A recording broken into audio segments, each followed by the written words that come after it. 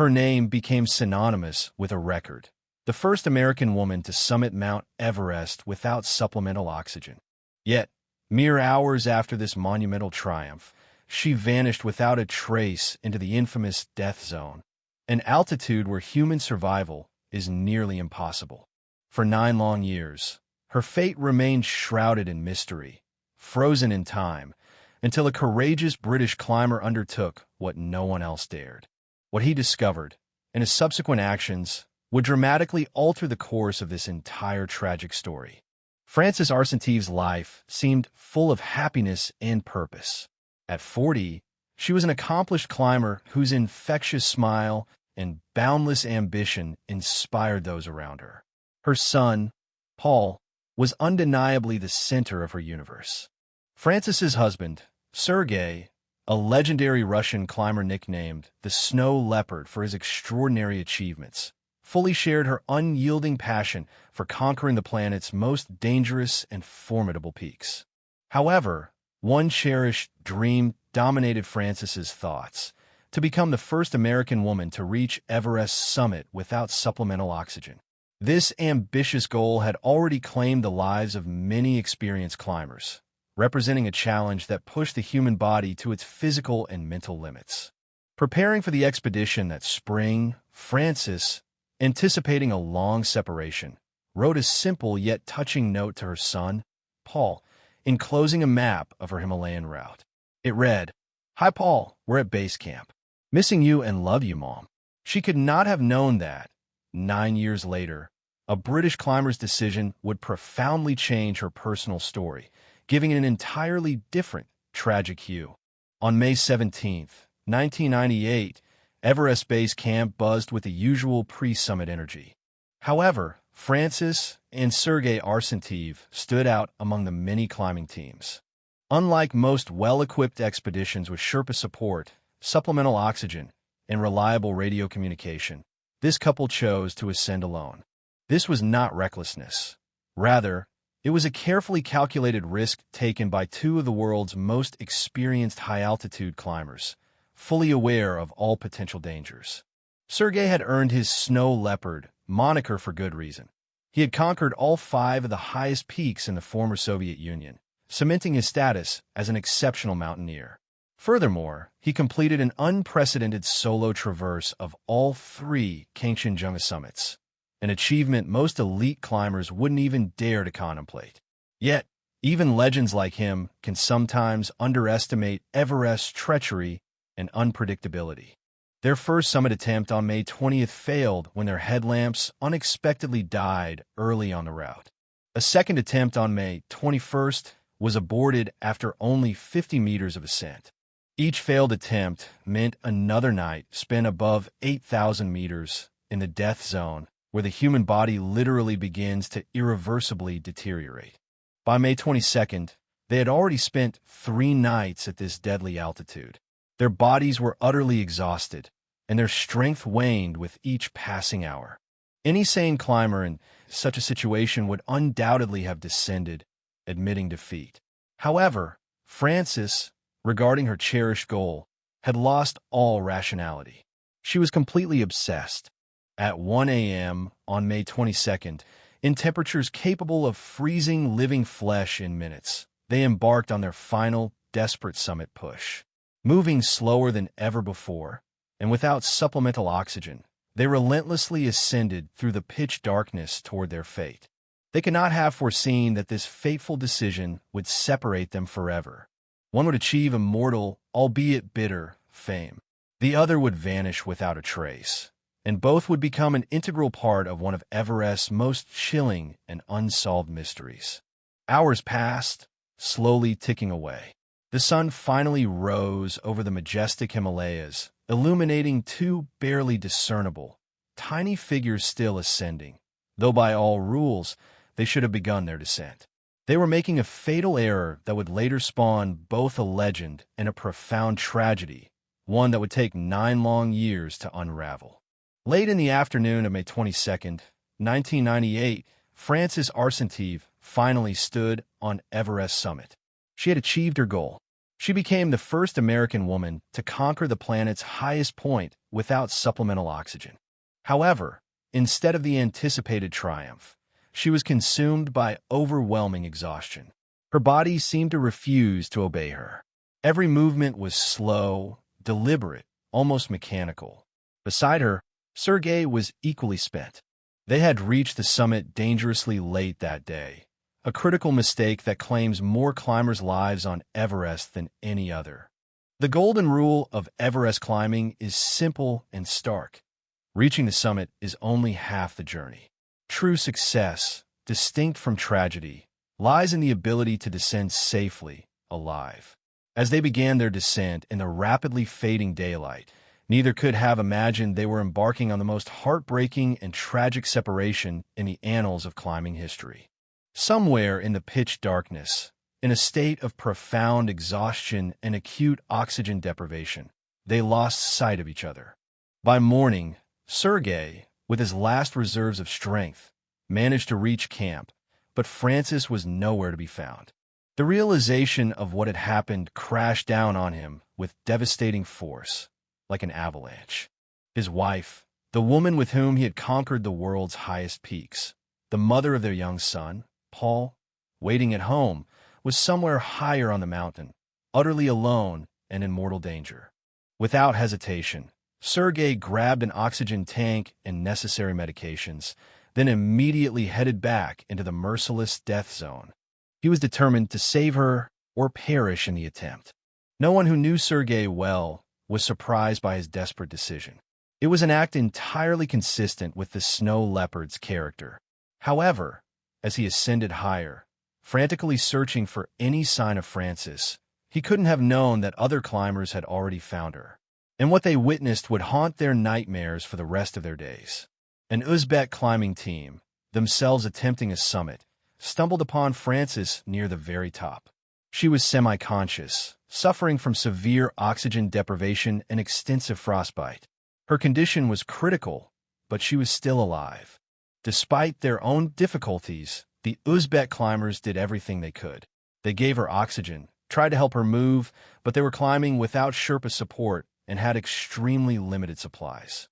Ultimately, completely exhausted and having depleted their oxygen, they were forced to leave her with an empty oxygen tank and begin their descent to save their own lives. However, they made one crucial decision that, as it turned out, would indirectly save other lives. They securely clipped her harness to a fixed rope, preventing her from sliding down the steep mountainside. That same evening, as the Uzbek team descended, they met Sergei, who was relentlessly ascending through the deepening darkness, still desperately searching for his wife. They informed him where she could be found. This was the last time anyone saw the snow leopard alive. What happened next remained an unsolved mystery for an entire year. However, the subsequent discovery, when it finally occurred, revealed the true depth of love and self-sacrifice, becoming part of one of the greatest and most heartbreaking tragedies in the history of world mountaineering. On May 24, 1998, British climber Ian Woodall and his South African colleague Cathy O'Dowd were just 300 meters from Everest summit when O'Dowd's gaze caught something that would forever change their lives.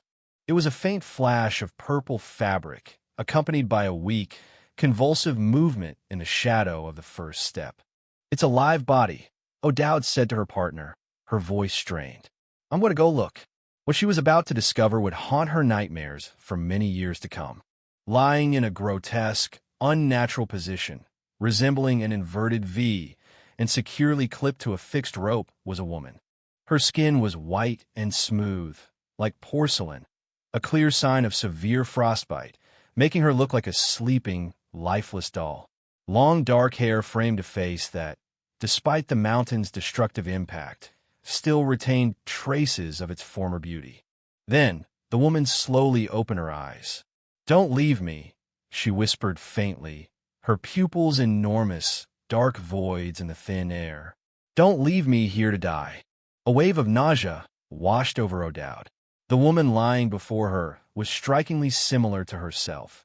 Similar age, similar facial features. For a moment, Cathy felt as if she were looking at her own possible future. "I'm American," The woman suddenly uttered, her voice weak but distinct. "I'm American." At that moment, they realized who was before them. It was Frances Arsentive, the same cheerful woman who, just days earlier, had sat in their base camp tent, smiling as she spoke of her son, Paul, back home, sharing tea and warm family stories. Soon, Ian Woodall arrived with his Sherpa team. Near Francis, they found Sergei's ice axe and rope, but the Russian climber himself was nowhere in sight. The empty oxygen tank, left by the Uzbek team, lay beside her, and her down gloves were scattered nearby. Paradoxically, signs of severe hypothermia had made her feel dangerously warm, causing her to remove some protective clothing, remaining without it for over an hour. They tried every possible way to help her. The climbers attempted to lift her to a sitting position, but her body was completely limp, unable to support its own weight. They tried to slide her arms into her jacket sleeves, but she had no motor control whatsoever. When they tried to make her stand, her legs buckled like spaghetti. "If you can help us, we will try to get you down the mountain," Woodall told her, staring intently at her face, desperately searching for any sign of a coherent response. "If not, you will die." There was no reply. She was conscious, but her mind was no longer present. The mountain had claimed her sanity before it claimed her life. The air temperature was a bone-chilling -30 degrees Celsius. After standing in place for over an hour, the rescue team themselves began to suffer from developing frostbite. They faced an impossible choice: attempt a rescue that would very likely cost them all their lives, or leave a conscious woman to die alone on that merciless mountain. "Why are you doing this to me?" Frances whispered faintly. These words pierced their hearts deeper than any biting wind. She didn't understand they were trying to help her. In her state of profound oxygen deprivation and utter confusion, it seemed to her that they were tormenting her. The decision was made without long discussion. Even the Uzbek climbers who had tried to help her the day before had come to the same tragic conclusion. She was too far gone to be saved. As they prepared to leave, Frances stopped speaking and seemed to finally slip into unconsciousness. O'Dowd, shaken by what she had witnessed, completely lost all desire to continue her ascent to the summit. "I climb because I enjoy it," she would later say, reflecting on the incident. "After finding Fran, reaching the summit could not have brought me any pleasure. They were forced to leave her there, still clipped to the fixed rope, still breathing. It was the last time she was seen alive." However, the mystery of what happened to Sergei was only beginning to unfold, and Frances's own story was far from over. Frances Arsentive died alone on May 24, 1998, remaining clipped to that fixed rope high on Everest. The woman who achieved her cherished dream, becoming the first American to summit Everest without oxygen, paid the ultimate price: her own life. But Sergei's fate remained a chilling and unsolved mystery. The last confirmed sighting of him was on May 23rd, when the Uzbek climbers met him ascending through the pitch darkness, carrying oxygen and medication in a desperate attempt to rescue his wife. After that, the snow leopard simply vanished into the thin air of the death zone. Did he reach Frances? His ice axe and rope, found near her, suggested he did. But where was his body? How'd he die? These questions tormented everyone who knew their tragic story. Meanwhile, back home in Colorado, 10-year-old Paul DeStefano eagerly awaited news that never came. His mother's last letter, with its cheerful message and hand-drawn map, became a heartbreaking reminder of dreams turned into nightmares. But on Everest, Frances's story was only beginning its most unsettling chapter. Her body lay in plain sight on the mountain's main climbing route on the north side. Every climber attempting to summit from that direction inevitably had to pass her, lying in her purple jacket, with her serene expression and dark hair fanned around her, like a sleeping fairy tale princess. She became a grim but recognizable landmark. Climbers began to call her Sleeping Beauty. Season after season, expedition after expedition, hundreds of climbers passed by her body. Some stopped to pay their respects. Others hurried past, disturbed by the sight. A few took photographs that quickly spread online, turning her death into a morbid tourist attraction. "Turn right at the guy in the green boots," climbers would say, referring to another body serving as a navigational point. "Turn left at the woman in the purple jacket." There was no dignity in this. The cost of retrieving a body from such an altitude was estimated between $40,000 and $100,000. The technical difficulties were immense, and the ethical questions even more complex. Who was responsible? Who had the right to make decisions? For 9 years, Frances Arsentive remained where she died, a frozen monument to both human ambition and human tragedy. Thousands had seen her. Hundreds had passed within meters of her body, but no one did anything until, in 2007, one man decided it was time to put an end to it. The same British climber who had abandoned his own summit attempt to stay with her in her final hours could not forget those desperate words, "Don't leave me here to die." He had left her to die because he had no choice. But now, 9 years later, Ian Woodall was returning to fulfill a promise he had carried in his heart for nearly a decade. What he planned was unprecedented, dangerous, and absolutely necessary. The expedition organized by Woodall had an unprecedented mission in climbing history. Woodall planned to return to that spot at 8,500 meters, higher than any mountain outside the Himalayas, to lay Frances Arsentive to rest as she deserved. The logistics were staggering. The risks were enormous. Moving a frozen body at such an altitude would require extraordinary strength, perfect weather conditions, and immense courage. One mistake could lead to more casualties. But Woodall had another, equally important reason for this mission. In 1999, a member of the Mallory and Irvine expedition finally solved the mystery of what happened to Sergei Arsentive. Jake Norton discovered the Russian climber's body lower down the mountain. He had evidently died in a fall while trying to save his wife. Evidence suggested that Sergei had indeed reached Frances after the Uzbek team left her. He had tried to save her, leaving his ice axe and rope beside her before attempting to carry or drag her to safety.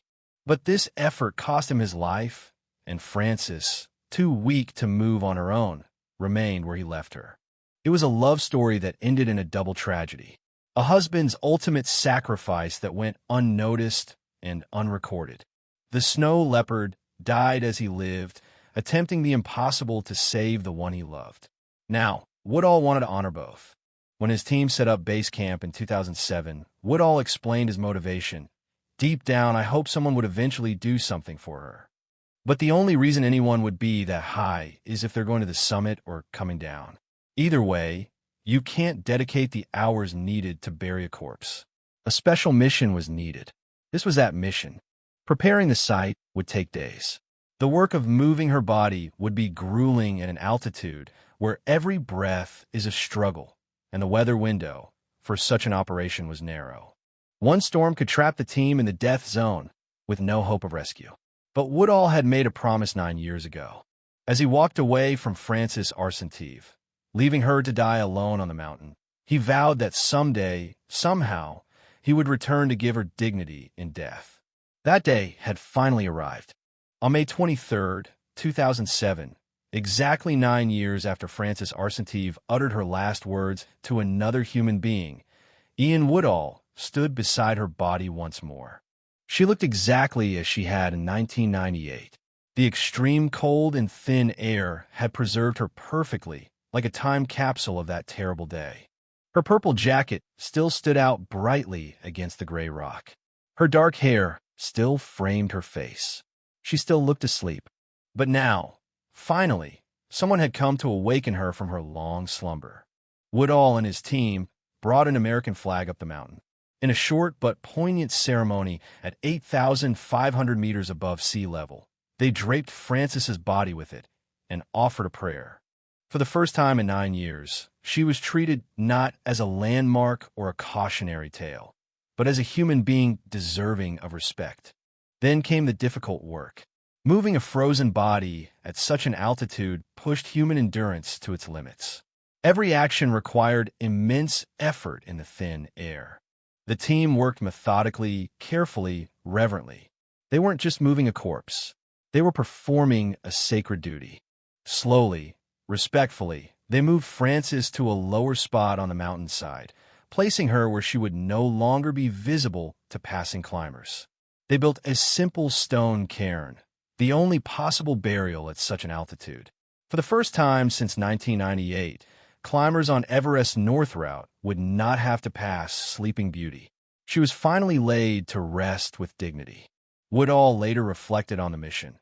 This would be my last expedition, so I thought it was appropriate to give something back. But the expedition did more than just move a body. It honored the memory of both Frances and Sergei Arsenteev, a couple whose love story became one of climbing's greatest tragedies and greatest examples of self-sacrifice. The woman who dreamed of being the first American to summit Everest without oxygen achieved her goal, even if it cost her everything. The husband who could have saved himself chose to die trying to rescue the woman he loved. And the British climber, who had carried guilt and sorrow for 9 years, finally found a way to turn tragedy into something meaningful. Today, Paul DiStefano, the 10-year-old boy who said goodbye to his mother in 1998, is a grown man. He carries with him not only the memory of her last letter, but also the knowledge that strangers cared enough for his mother to risk their lives to ensure she was treated with dignity. Frances Arsenteev's story reminds us that sometimes the greatest victories come at the highest price. That love can compel people to attempt the impossible, and that even in death, even on the world's most unforgiving mountain, human compassion can triumph over indifference. She vanished from Everest in 1998. 9 years later, a British climber did what proved the best of humanity endures. Even in the worst circumstances, he kept a promise that honor demanded, but few would have fulfilled. In doing so, he gave Sleeping Beauty something more valuable than any summit. He gave her peace.